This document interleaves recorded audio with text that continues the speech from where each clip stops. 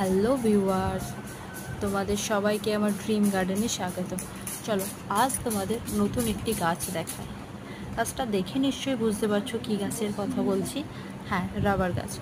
অনেক দিন আগে গাছটি নার্সারি থেকে নিয়ে এসেছিলাম, কোনো রকমই যত্ন করি না, রুমের এক কোণে পড়েছিল। আজ মনে হলো একটু যত্ন করি, তাই একটু জল দিয়ে স্প্রে করে আর টিস্যু দিয়ে মুছে নিচ্ছি, ব্যাস এটুকুই। রাবার গাছ এমন একটি গাছ কোনো রকম যত্ন ছাড়াই খুব সুন্দর বেড়ে ওঠে।